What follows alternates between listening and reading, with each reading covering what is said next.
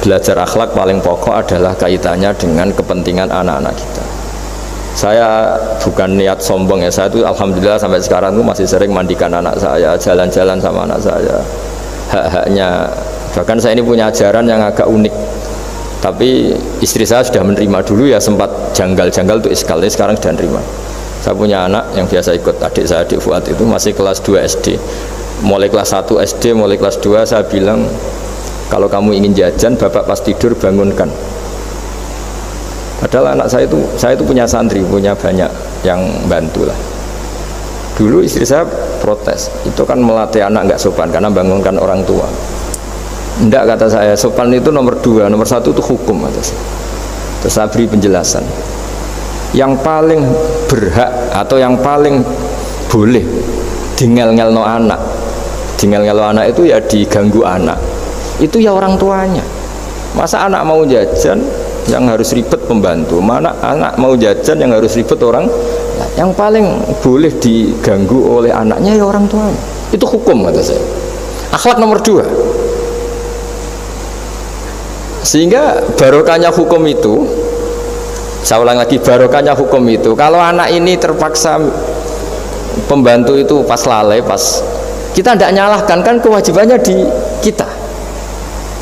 Akhirnya kita menjadi tahu, baru istri menjadi tahu, yang paling berhak diganggu anak ya orang tuanya. Itu hukum. Nah, akhlak itu baru nomor 2, ganggu itu ya dikira-kira lah pas bangun atau pas rileks. Tapi itu nomor 2, itu namanya moral. Moral itu sunat. Tapi kalau hukum itu nomor 1. Sehingga akhirnya orang tua, anak ini senang. Betapa baiknya orang tua kita, pas tidur saja dibangunin mau demi kepentingan dia.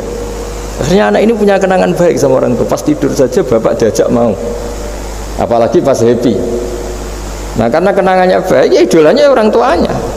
Ketika idolanya orang tuanya dan kita orang baik, mau ngajak sholat ya gampang, mau ngajak ngaji ya gampang.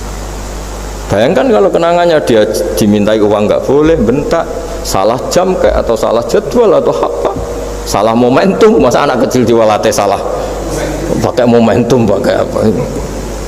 Nah, ketika kita ngangkon belajar sudah susah karena kenangannya ndak baik. Jadi kunci daripada ini, makanya saya bilang berkali-kali, oke, kita belajar akhlak, belajar moral, tapi nomor 1 itu hukum. Saya ulang lagi, hukum. Karena agama ini ciri khasnya itu hukum. Hukum itu ketentuan. Jadi aturan Islam itu detail. Misalnya saya belum haji, ya sudah, sebagian harta saya jatah untuk haji itu sudah tidak milik saya, harus dianggap miliknya haji. Sehingga kalau saya meninggal setiap saat, yang boleh diwaris oleh anak cucu saya hanya yang melebihi dari biaya haji. Makanya di Indonesia disebut kaji amanat. Kaji amanat itu orang yang sebetulnya sudah mampu haji tapi tidak kober haji. Itu kalau sudah meninggal harus ada jatah haji yang dianggarkan untuk haji apa? Amanat. Baru sisanya boleh diwaris. Karena ini hukum. Lah nanti di akhirat juga Allah pakai hukum. Kalau ada anak nggak sholat, yang pertama disalahkan orang tuanya. Kenapa ini tidak sholat? Semua kesalahan anak-anak kita adalah dibebankan ke kita. Ya, jadi saya mohon cerita-cerita akhlak ini jangan sampai hanya nyuwun sewu moral dengan arti kenyamanan sosial, tapi kembalikan ke Allah dan apa? Rasul. Sehingga ini yang terakhir saya cerita hadis yang populer sekali. Ada 3 hadis yang populer dan ini sampean semua pasti hafal. Maka na yu'minu billahi wal yaumil akhir fal yukrim jarahu. Terus ada yang fal yukrim dhaifahu. Terus yang ketiga fal yakul khairan aw liyasmut. Berkata baik atau kalau enggak bisa berkata baik ya apa dia. Nah, itu uniknya Islam itu apa, Mas Dwi? Uniknya Islam itu tidak pernah membolehkan umatnya terdikte oleh sosial, Mas Andri, enggak boleh. Tapi hanya terdikte oleh ketentuan Allah dan Rasul. Jadi Allah cara ngendikan, kalau kamu iman kepada Allah dan Rasul, iman kepada Allah artinya apa? Allah memerintahkan kita berbuat baik sama tetangga, sama tamu, maka lakukan itu. Sekali tidak demi Allah dan Rasul, berarti Anda didikte oleh hukum sosial. Kalau tetangga baik ya kita baik, kalau dia buruk ya kita ikut buruk. Itu artinya apa? Kita tidak didikte oleh hukum Allah dan Rasul, tapi didikte oleh hukum apa? Sosial. Islam itu agama yang hubungannya manusia itu dengan Allah, bukan dengan sosial. Sehingga ketika baik sama tetangga pun itu karena perintah Allah. Sehingga kalau suatu saat kecewa tetangga kita itu kurang ajar misalnya, ya kita tetap nyaman saja karena kita baik itu atas perintah Allah. Makanya masyhur di kalangan ahli hadis ada dawuh Nabi, la takunu imma'atan taquluna in ahsanan nas ahsanna wa in dzalamuna dzalamna. Kamu jangan jadi orang yang didikte sosial, kalau orang baik kamu baik, kalau orang buruk kamu ikut buruk. Itu namanya orang yang nggak punya prinsip. Tapi walakin wattinu anfusakum, kata Rasulullah, kuatkan prinsip kamu, jika manusia baik kamu akan baik, dan manusia ketika buruk kamu pun tetap ingin baik. Nah, dengan demikian itu berarti kebaikan kami itu atas perintahnya Allah dan Rasul, bukan atas nama sosial.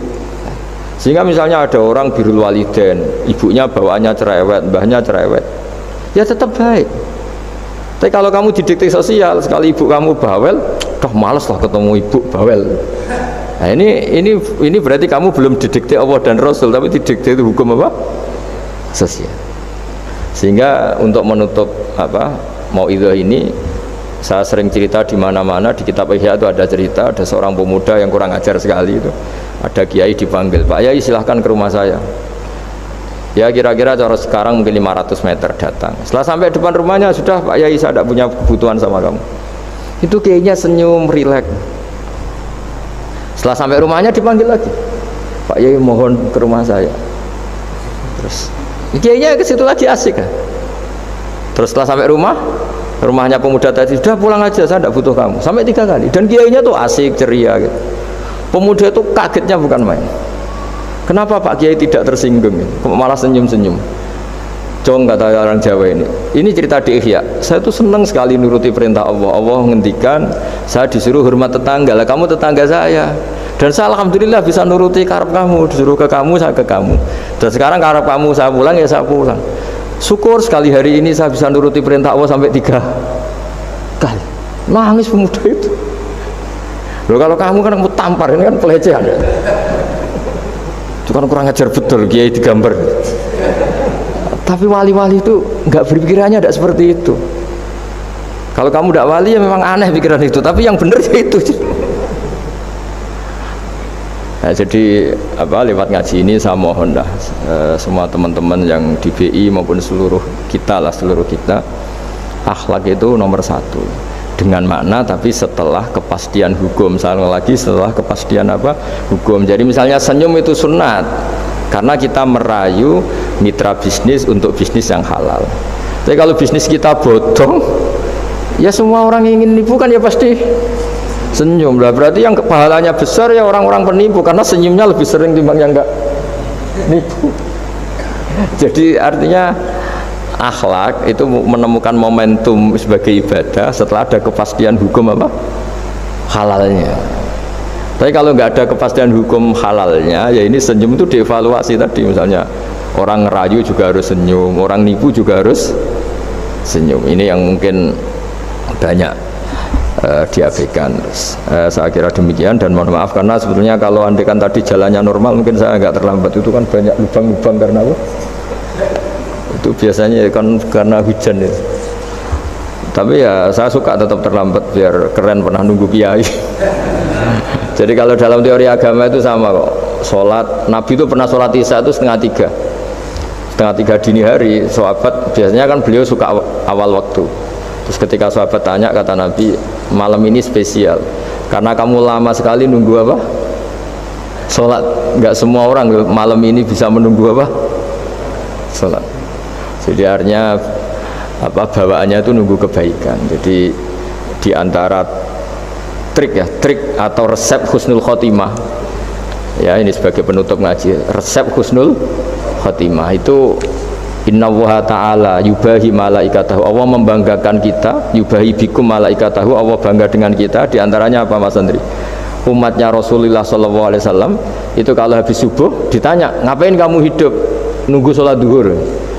Ngapain kamu hidup setelah sholat duhur, nunggu sholat asar? Sehingga kita ini menunaikan fardu yang diwajibkan Allah dan menunggu datangnya fardu yang lain. Jadi orientasi kita fahijratuhu ilallah para soleh. Tapi kalau kita orientasinya mapan, kenapa kamu hidup?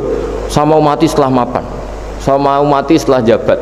Ini kan berarti perjalanan kamu ilad dunya, orientasi kamu dunia. Faman kana hijratu ilad dunya aw imra'atin yankihuha fa hijratuhu ila ma hajara ilaih. Tapi kalau kamu niatnya, kenapa kamu berani hidup? Supaya bisa sholat, supaya bisa ibadah. Berarti perjalanan kamu hanya menuju Allah dan Rasul. Jadi sehingga diantara alamat husnul khotimah adalah orang setiap sudah melakukan satu kebaikan berani hidup karena berharap bisa melakukan kebaikan yang lain. Jadi dari satu kebaikan rutenya menuju kebaikan